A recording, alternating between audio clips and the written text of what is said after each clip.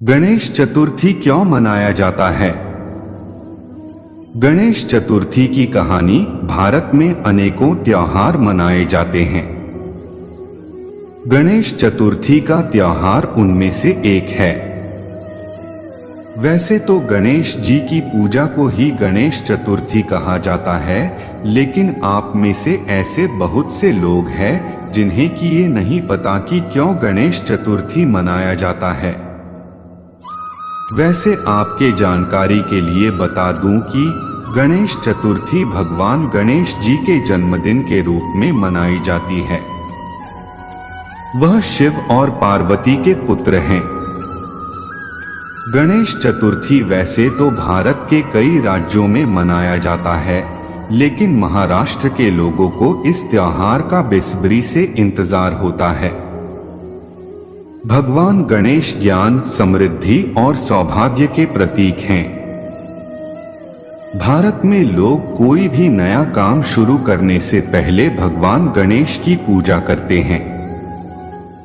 भगवान गणेश को विनायक और विघ्नहर्ता के नाम से भी बुलाया जाता है। गणेश जी को रिद्धि सिद्धि व बुद्धि का दाता भी माना जाता है। इसलिए आज हमने सोचा कि क्यों न आप लोगों की गणेश चतुर्थी क्या है, इसे क्यों मनाया जाता है के विषय में पूरी जानकारी प्रदान करेंगे। गणेश चतुर्थी क्या है? गणेश चतुर्थी को विनायक चतुर्थी भी कहा जाता है। यह असल में एक हिंदू त्योहार है। इस त्योहार के दौरान लोग भगवान गणेश की बहुत भक्ति करते हैं। गणेश चतुर्थी की शुरुआत वैदिक भजनों, प्रार्थनाओं और हिंदू ग्रंथों जैसे गणेश उपनिषद से होती है। प्रार्थना के बाद गणेश जी को मोदक का भोग लगाकर मोदक को लोगों में प्रसाद के रूप में बांटा जाता है। इन दिनों लोग भंडारे भी करवाते हैं और बहुत अच्छे से साज सजावट भी होती है। इस त्योहार में पूरा माहौल भक्तिमय हो जाता है।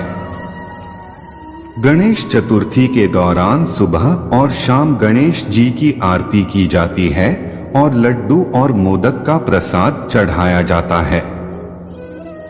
सबसे ज्यादा यह उत्सव महाराष्ट्र में मनाया जाता है और वहां की गणेश चतुर्थी देखने दूर दूर से लोग आते हैं। गणेश चतुर्थी क्यों मनाते हैं? भारत के लोगों का मानना है कि भगवान गणेश जी बहुत खुशी और समृद्धि लाते हैं और उनकी सभी बाधाओं को दूर करते हैं।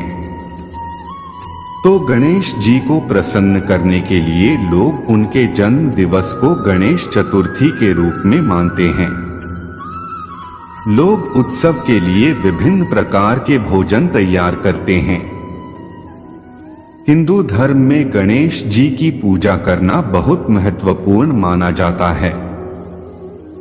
ऐसा माना जाता है कि जो लोग पूरी श्रद्धा और विश्वास के साथ उनकी पूजा करते हैं, उन्हें खुशी, ज्ञान, धन और लंबी आयु प्राप्त होगी और उनकी सभी मनोकामना पूरी होती है। गणेश चतुर्थी के मुख्य मंत्र क्या हैं? गणेश चतुर्थी में इस्तेमाल किए जाने वाले मंत्रों में से जो सबसे मुख्य है वो है वक्रतुंड महाकाय सूर्यकोटि समप्रभ, निर्विघ्नं कुरु मे देव सर्वकार्येषु सर्वदा। गणेश चतुर्थी का महत्व अन्य देवी देवताओं के कहानी या कथा के तरह ही गणेश जी की कहानी भी काफी रोचक और प्रेरणादायी है। चलिए आज उसी के विषय में विस्तार में जानते हैं। एक बार माता पार्वती स्नान करने जा रही थी। तब उन्होंने द्वार पर पहरेदारी करने के लिए अपने शरीर के मैल से एक पुतला बनाया और उसमें प्राण डालकर एक सुंदर बालक का रूप दे दिया।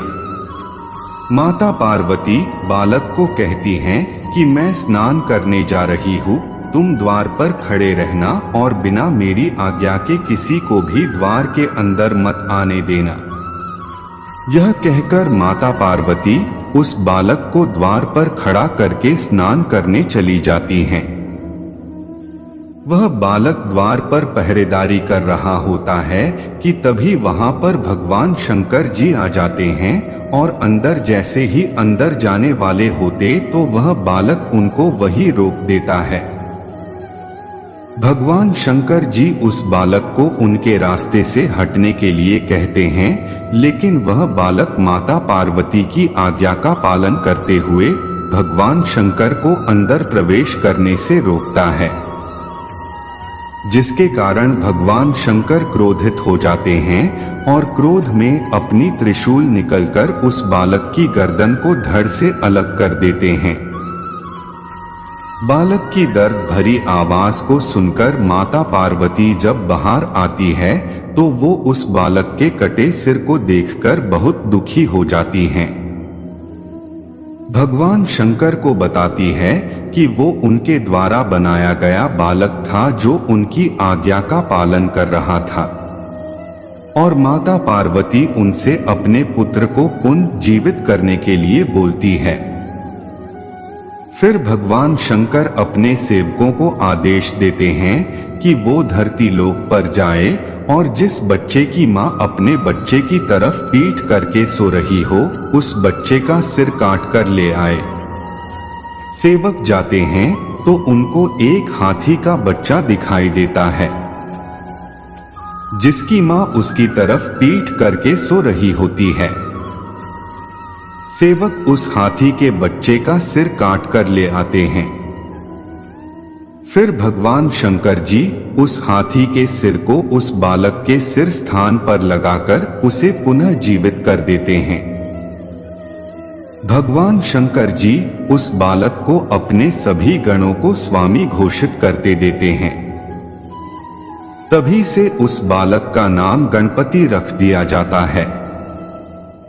साथ ही गणपति को भगवान शंकर देवताओं में सबसे पहले उनकी पूजा होगी ऐसा वरदान भी देते हैं, इसीलिए सबसे पहले उन्हीं की पूजा होती है। ऐसा माना जाता है कि उनकी पूजा के बिना कोई भी कार्य पूरा नहीं होता। राधे राधे। ऐसे ही वीडियो देखने के लिए हमारे चैनल को सब्सक्राइब करें और लाइक कमेंट शेयर करना ना भूलें। वीडियो देखने के लिए धन्यवाद।